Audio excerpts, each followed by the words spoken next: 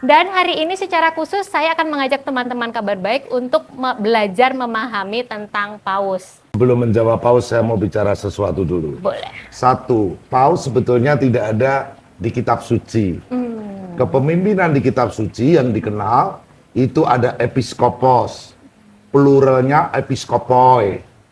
Ya, terus di bawahnya presbyteros, pluralnya presbyteroi, lalu diakonos, pluralnya diakonoi. Nah, kemudian sebetulnya changeable antara episkopos yang kemudian masuk ke bahasa Indonesia menjadi uskup dan presbyteros atau presbyteroi dalam jamak itu penatua. Itu masih changeable, tidak ada hierarki mana atas mana bawah. Dalam perkembangannya kemudian mulai ada spesifikasi. Katakanlah presbyteroi itu nanti mengarah kepada imam, presbyteros kemudian menjadi priest, presbiter semacam itu. Kemudian episkopos menjadi uskup. Dalam perkembangannya komunitas Roma itu menjadi kuat, menjadi semacam pemersatu di antara uskup-uskup yang lain.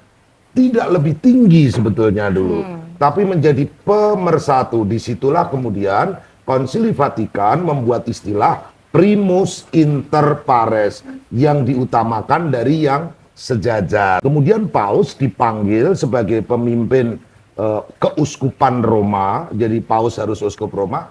Mulailah istilah papas. Papas itu bahasa Yunani, kemudian bahasa Latin menjadi papa. Itali juga papa, ya kan? Papa. Lalu makanya ketika memilih paus, setelah seputih itu, muncul habemus papam. Habemus, kami mempunyai. We have. Papam, dari kata papa. Nah, kemudian dari papa, papas, ke pelbagai bahasa. Ke bahasa Inggris menjadi pope. Pope, ya. Nah, kita bukan jajan Inggris. Kita jajan apa? Belanda. Belanda. Dan Pope dalam bahasa Belanda itu paus. Dan kalau untuk Bapak Suci pemimpin umat Katolik sedunia ini kan jadi sebutannya adalah tadi paus ya, tapi juga jadi seakan dikecilkan sebagai uskup Roma saja. Itu gimana? Bukan dikecilkan sebagai uskup Roma. Memang uskup Roma itu kan Petrus. Nah, Petrus itu bahasa Yahudinya Kefas. Nama aslinya sebetulnya Simon. Karena wataknya yang kekeh, maka disebut Kefas. Kefas bahasa Latinnya Petrus. Jadi batu karang artinya.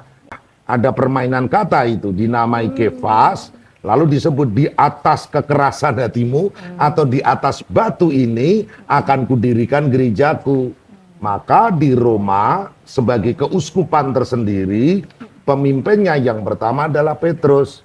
Karena Petrus menjadi yang dituakan di kitab suci, maka pemimpin Roma itulah yang menjadi pemersatu dari gereja-gereja. Jadi bukan mengecilkan. Memang sejarahnya begitu. Sejarahnya keuskupan Roma itu karena istimewa. Istimewa karena apa? Bukan karena dari kekaisaran, bukan. Karena keuskupan Roma itu dipimpin pertama kali yang mendirikan jemaah adalah Santo Petrus. Santo Petrus ditunjuk oleh Yesus sebagai yang semacam ketua, katakanlah, di antara 12 rasul. Jadi kalau di kitab suci menyebut Petrus datang ke kubur Yesus misalnya kan, kenapa Petrus yang datang dulu? Karena Petrus itu pemimpin dari para rasul, kurang lebih begitu. Begitu ya. Terus kemudian ada istilah lagi, yaitu ada istilah tahta suci dan Paus sebagai kepala negara Vatikan. Itu beda lagi berarti urusannya. Beda lagi, itu perkembangan berikutnya. Tadinya yang namanya Bapak Suci itu hanya sebagai pemimpin rohani. Pemimpin rohani di keuskupan tertentu lalu menjadi pemersatu di antara uskup-uskup. Dalam perkembangannya, kemudian muncullah yang namanya negara. Karena Paus pada waktu itu setelah kekaisaran Roma runtuh, nah itu chaos itu bangsa-bangsa di Eropa. Akhirnya ibaratnya kasta Brahmananya turun daripada negara chaos yang bisa baca tulis, yang punya intelektualitas tinggi. Kalau bukan kasatria siapa? Para romo, para uskup. Lalu akhirnya memegang juga atas Pemerintahan. desakan kebutuhan sejarah, namanya pedang temporal dari kata tempus, pedang waktu, jadi untuk kekuasaan duniawinya. Maka dulu paus itu ya kayak raja di raja, raja-raja di tempat lain saja itu yang menumpangi mahkota itu adalah paus. Jadi ketika dia menjadi suatu pemimpin negara, berarti Ya. posisinya dia lebih ke urusan pemerintahan berarti ya? Ya dua-duanya. Jadi ada dua pedang, Iya. ada dua kuasa. Jadi era itu disebut era Caesaropapisme, ada kerjasama Caesaro Kaisar dan Paus itu kerjasama. Ketika kekaisaran rontok, berarti negara-negara Eropa hancur. Itu abad ke-7 itu chaos itu. Iya. Akhirnya kekuasaan gereja mengambil posisi kekuasaan sipil, semacam menjadi gubernur, menjadi raja di berbagai tempat seperti itu. Vatikan sebagai negara dibutuhkan justru demi kemerdekaan iman. Supaya tidak dipengaruhi oleh politik kiri, politik kanan, politik Jerman, politik Prancis.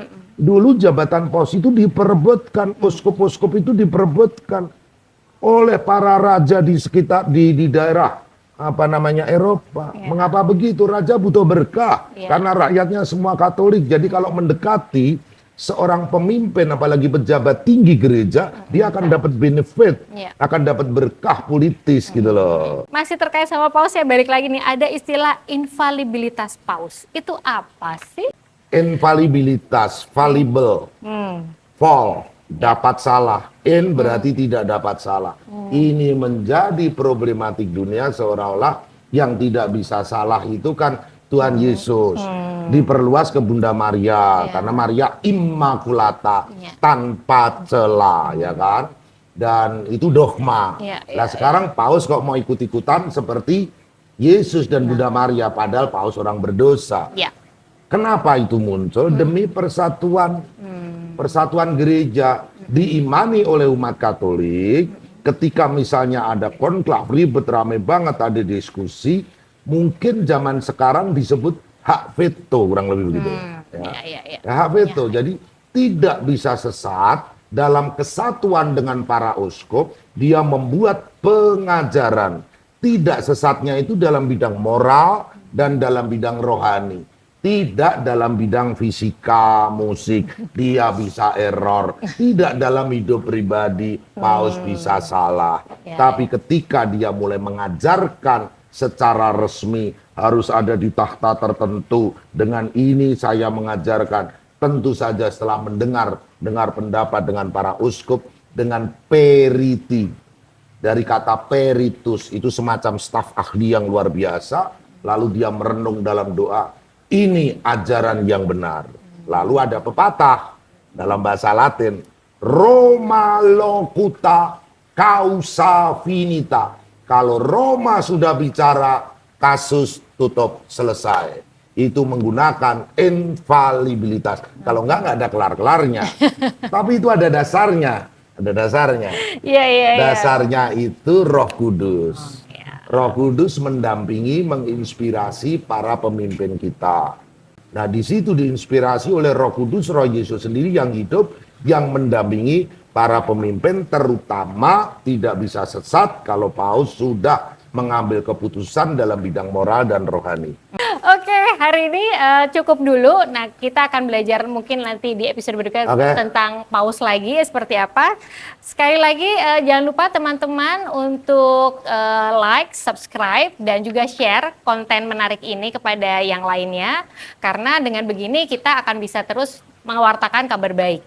Dan saya juga mengajak teman-teman untuk terus mendukung kami dengan boleh melakukan donasi ya. Karena kita supaya kepengen terus ada, linknya ada di bawah ini, nomornya silahkan dicek. Dan untuk teman-teman yang punya pertanyaan seputar paus, bisa juga kirim email, alamatnya ada di bawah ini. Dan sampai ketemu lagi di episode berikutnya. Salam kabar baik. Salam kabar baik.